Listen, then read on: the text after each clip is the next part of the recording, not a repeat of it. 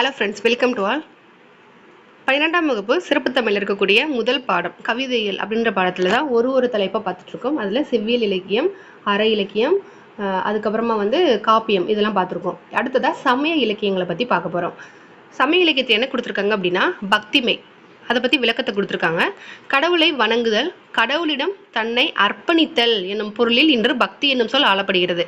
அப்போது பக்தினா என்னென்னா கடவுளை வணங்குறது, அதுக்கப்புறம் கடவுளிடம் தன்னை அர்ப்பணிக்கிறது அப்படின்றதுக்கு பேர் தான் பக்தி அப்படின்னு சொல்கிறாங்க. அப்போ கடவுளின் மீது மனிதன் கொண்ட நம்பிக்கையை பக்தி அப்படி சொல்கிறாங்க. பக்தியால் அன்பு பெருகி உயிர் தூய நிலையை அடைகிறது. கடவுளின் மீது மனிதன் கொண்டுள்ள எல்லை கடந்த அன்பே பக்தி என்ற பொருளில் தமிழ் இலக்கியங்களில் மிகுதியும் கையாளப்படுகிறது அப்படின்னு சொல்லிட்டு சொல்கிறாங்க.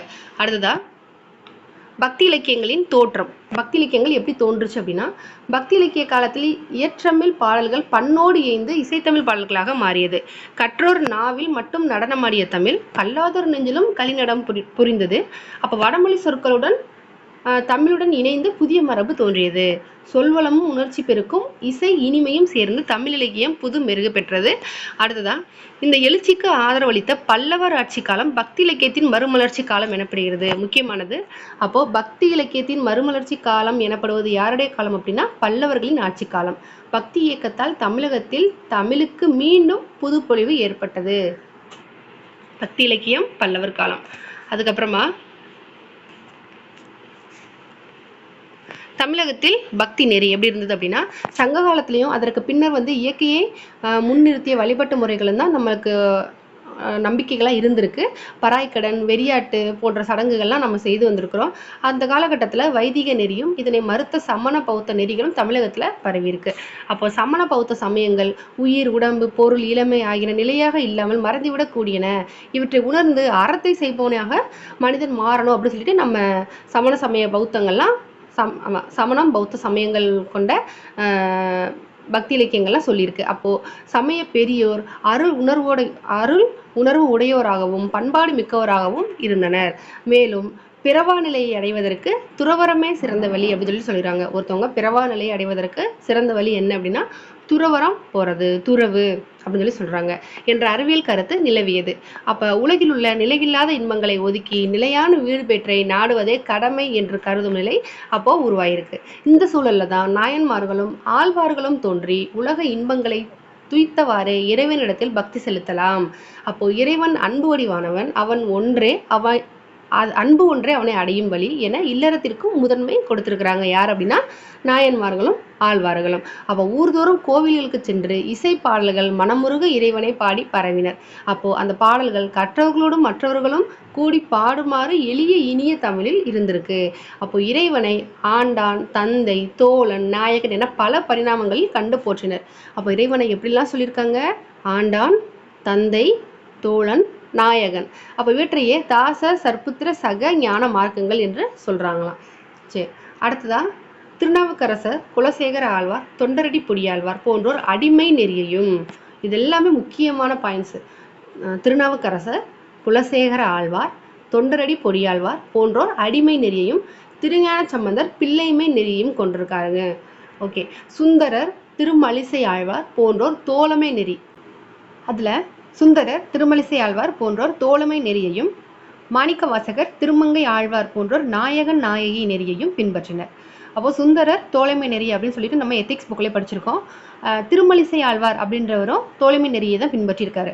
சுந்தரர், திருமலிசை ஆழ்வார் இருவரும் தோழமை நெறியையும், மாணிக்க வாசகரும் திருமங்கை ஆழ்வாரும் நாயகன் நாயகி நெறியை பின்பற்றியிருக்காங்க. பெரியாழ்வார் அப்படின்றவர் என்ன பண்ணியிருக்காரு அப்படின்னா குழந்தையை இறைவனாக கருதி தாலாட்டு பாடலை பாடியுள்ளார். குழந்தையே இறைவனாக கருதி தாலாட்டு பாட்டு பாடியவர் யாருன்னா பெரியாழ்வார். அவரது வளர்ப்பு மகள் யார் அப்படின்னா ஆண்டாள். அவங்க இறைவனையே தன் தலைவனாக பாவித்து வாழ்ந்தாள் அப்படி சொல்லியிருக்காங்க. அந்த பெரியாழ்வார் அவருடைய வளர்ப்பு மகள் தான் ஆண்டாள். அவர் வச்ச பேர் என்னன்னா கோதை நாச்சியார். அப்புறம் தான் நம்ம ஆண்டாள் அப்படின்னு சொல்லிட்டு அழைக்கிறோம். அவங்க என்ன பண்ணியிருக்காங்கன்னா இறைவனை அவங்களுடைய தலைவனா நினைச்சு பாவித்து வந்தாள் அப்படின்னு சொல்லிட்டு கொடுத்துருக்காங்க. சிவனை தலைவனாக கொண்ட 27 அடியார்கள் பாடிய பதிகங்கள் 12 திருமுறைகள் என்றும், 12 திருமுறைகள் இருக்கு. அதை மொத்தமாக பாடினவங்க யாருன்னா 27 பேர். அப்போது சிவனை பாடுறவங்க நாயன்மார்கள், திருமாலை பாடியவர்கள் ஆழ்வார்கள் அப்படின்னு சொல்லிட்டு அழைக்கப்படுவாங்க. அது சைவ திருமுறைகள். இது வந்து ஆழ்வார்களை பற்றி பாடுறது வந்து 4000 திவ்ய பிரபந்தம். ஆழ்வார்கள் பாடுறது 4000 திவ்ய பிரபந்தம். அடுத்ததா, முகலாயர் படையெடுப்பின் காரணமாக தமிழகத்தில் இஸ்லாம் பரவியது. தமிழகத்தில் இஸ்லாம் பரவுவதற்கு காரணம் என்ன அப்படின்னா முகலாயர் படையெடுப்பு காரணமாக. அப்போ பல இஸ்லாமிய கவிஞர்களும் தமிழ் மரபினை பின்பற்றி இறைவனின் திரு தூதுவரான நபிகள் நாயகத்தையும் போற்றி பரவியிருக்காங்க. அப்போ இஸ்லாமிய பாடல்கள் மொழிபெயர்ப்பு பாடல்களாகவும் நேரடி பாடல்களாகவும் என இருவகைப்பட்டன. இஸ்லாமிய பாடல்கள் இருவகையாக இருந்திருக்கு. என்ன அப்படின்னா மொழிபெயர்ப்பு பாடலாகவும் நேரடி பாடல்களாகவும் இருந்திருக்கு. 15ஆம் நூற்றாண்டின் இறுதியில் மேலை நாட்டவர் பெருமளவில் தமிழகத்துக்கு வந்திருக்காங்க. அப்போ அவர்களில் கிறிஸ்தவ மத போதர்களும் அடங்குவர். அவர்கள் பன்மொழி புலமையும் பல்துறை அறிவும் மிக்க தமிழ் மக்களிடம் இரண்டர கலந்து தமிழை கற்றனர். அப்போ தமிழின் வழி தங்கள் சமய கருத்துக்களை பரப்பினர். இதன் விளைவாக கிறிஸ்தவ இலக்கியங்களும் தமிழில் பல வகையாக பெருகின அப்படின்னு சொல்லிட்டு கொடுத்துருக்காங்க. அடுத்து இதில் 12 திருமுறைகள் கொடுத்துருப்பாங்க. இதில் 12 திருமுறைகளும் 12 ஆழ்வார்கள் சம்பந்தமாக எழுதப்பட்ட நூல்களும் நான் தனியாகவே ஒரு வீடியோவாக போட்டிருப்பேன். அதில் எக்ஸ்ட்ரா தகவல்கள் நிறைய சொல்லியிருப்பேன் நான். இருந்தாலும் இப்போ வந்து ஒரு தடவை பார்க்கலாம். திருமுறைகள், முதல் திருமுறை, 2ஆம் திருமுறை, 3ஆம் திருமுறை, இது 3 வந்து தேவாரம் அப்படின்னு அழைக்கப்படுது. இதோட ஆசிரியர் யாருன்னா திருஞான சம்பந்தர். 4ஆம் திருமுறை, 5ஆம் திருமுறை, 6ஆம் திருமுறை, இதுவும் தேவாரம் அப்படின்னு தான் அழைக்கப்படும். இதோட ஆசிரியர் திருநாவுக்கரசர். அப்பர், வாகீசர், சுந்தரர், மருளிக்கார் அப்படின்னு அழைக்கப்படுற திருநாவுக்கரசர். 7ஆம் திருமுறை தேவாரம் அப்படின்னு அழைக்கப்படும். இதோட ஆசிரியர் சுந்தரர். அப்போ முதல்ல இருந்து 7ஆம் திருமுறை வரைக்கும் தேவாரம் அப்படின்னு தான் அழைக்கப்படும். ஆசிரியர் திருஞான சம்பந்தர், திருநாவுக்கரசர், சுந்தரர். 8ஆம் திருமுறை யார் அப்படின்னா திருவாசகம், திருக்கோவை.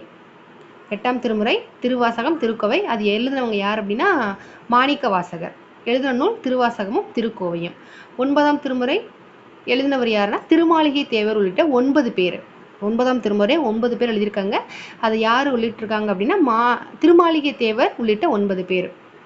இவங்க எழுதுகிற நூல் என்ன அப்படின்னா திருவிசைப்பா, திருப்பல்லாண்டு. திருவிசைப்பா, திருப்பல்லாண்டு அந்த நூல் எழுதியிருக்காங்க. 10வது திருமுறை யார் அப்படின்னா திருமுறை எழுதியிருக்காரு. இது வந்து திருமந்திரம், தமிழ் மூவாரம் அழைக்கப்படுற திருமந்திரம் எழுதியிருக்காங்க. யார் அப்படின்னா திருமூலர். 11ஆம் திருமுறை இது வந்து 40 நூல்களின் தொகுப்பு. 11வது திருமுறையில் எத்தனை நூல்கள் இருக்குன்னு கேட்டாங்க அப்படின்னா 40 நூல்கள் இருக்கு. இது வந்து காரைக்கால் அம்மையார் உள்ளிட்ட 12 பேர் எழுதியிருக்காங்க. 11வது திருமுறையை 12 பேர் எழுதியிருக்காங்க. அடுத்து 12வது திருமுறை இது திருத்தொண்டர் புராணம் அப்படின்னு அழைக்கப்படும். ஆசிரியர் சேக்கிழார்.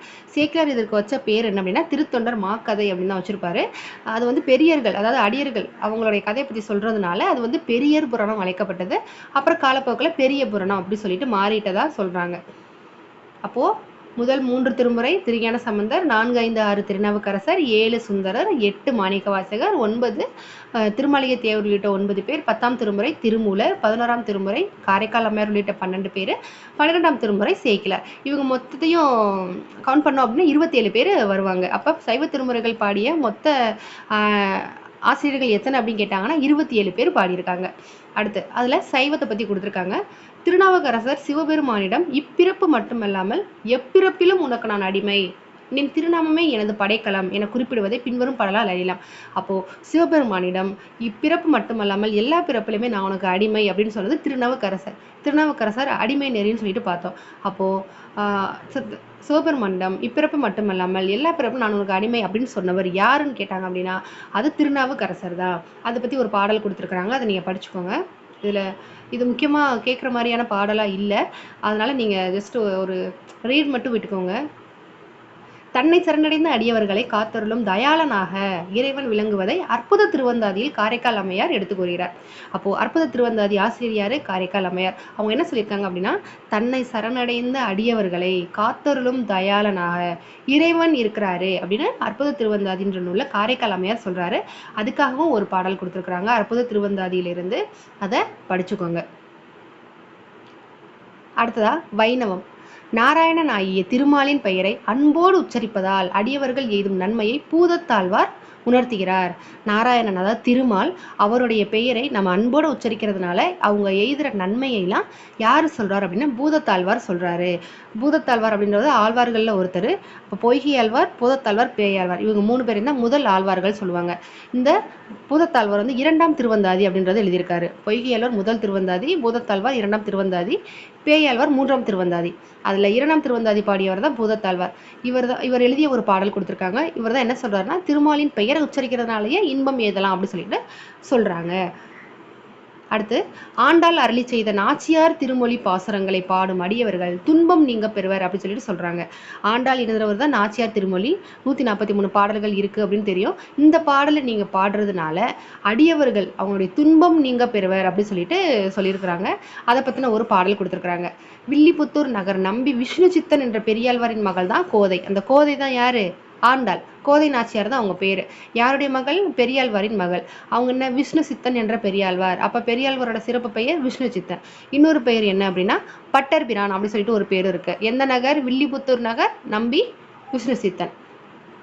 ஓகே, இப்போ பன்னிரு ஆழ்வார்கள் பத்தி கொடுத்துருக்காங்க, பார்க்கலாம். ஆழ்வார்களும் அவர் இயற்றிய நூல்களும். பொய்கை ஆழ்வார் முதல் திருவந்தாதி இயற்றியிருக்காங்க. பூதத்தாழ்வார் 2ஆம் திருவந்தாதி இயற்றியிருக்காங்க.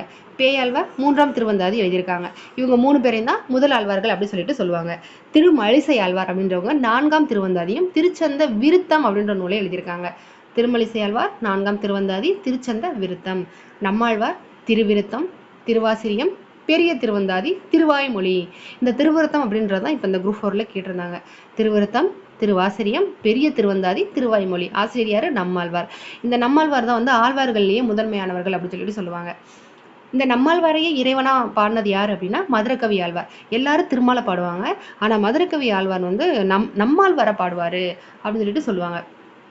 குலசேகர ஆழ்வார் பெருமாள் திருமொழி. இவங்க வந்து வடமொழியில முகுந்த மாலை பாடியிருப்பாரு, தமிழ்ல பெருமாள் திருமொழி பாடியிருப்பாரு. அப்போ குலசேகர ஆழ்வார் பாடிய நூல் என்ன அப்படின்னா பெருமாள் திருமொழி. தொண்டரடி பொடியாழ்வார் திருமலை திருப்பள்ளி எழுச்சி. தொண்டரடி பொடியாழ்வார் பாடியது திருமலையும் திருப்பள்ளி எழுச்சியும். பெரியாழ்வார் பாடினது திருப்பல்லாண்டு பெரியாழ்வார் திருமொழி. திருப்பல்லாண்டு பெரியாழ்வார் திருமொழி. ஆண்டாள் அவங்க பாடினது நாச்சியார் திருமொழி திருப்பாவை. திருப்பாவை 40 நூல் கொண்டது. திருப்பாவை 30 நூற்பாக்களை கொண்டது. நாச்சியார் திருமொழி 143 நூற்பாக்களை கொண்டது. அப்போ ஆண்டாள், நாச்சியார் திருமொழி, திருப்பாவை. திருப்பாணாழ்வார் திருப்பதிகம். மதுரகவி ஆழ்வாரும் திருப்பதிகம் பாடியிருக்காரு, திருப்பாணாழ்வாரும் திருப்பதிகம் பாடியிருக்காரு. கடைசியாக திருமங்கை ஆழ்வார் என்னென்ன நூல் ஏற்றிருக்காங்க அப்படின்னா பெரிய திருமொழி, திருக்குறுந்தாண்டகம், திருநெடுந்தாண்டகம், திருவெழு கூற்று இருக்கை, சிறிய திருமடல், பெரிய திருமடல். பெரிய திருமொழி, திருக்குறுந்தாண்டகம், திருநெடுந்தாண்டகம், திருவெழு கூற்றிருக்கை, சிறிய திருமடல், பெரிய திருமடல்.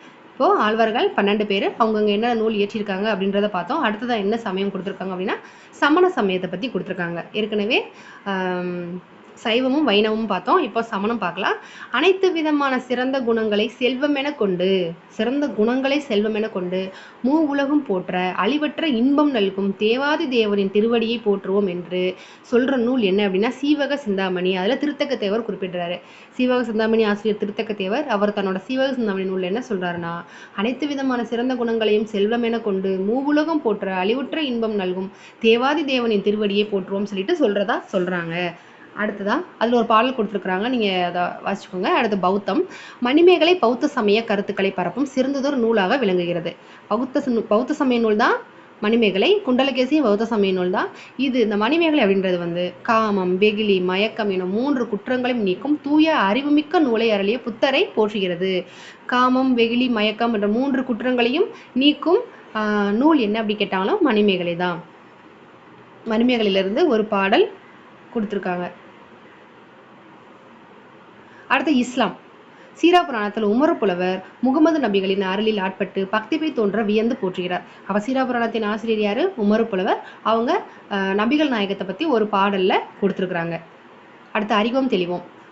குன்றக்குடி அடிகளார் அவங்க வந்து ஒரு வாக்கியம் கொடுத்துருக்குறாங்க. அதை பற்றி என்னன்னு பார்த்தோம்னா நிலத்தின் கடினத்தன்மையை இலக்கி நெகிழச் செய்து பண்படு பொருட்களின் விளைவுக்கு தகுதியாக்குவது உழவு.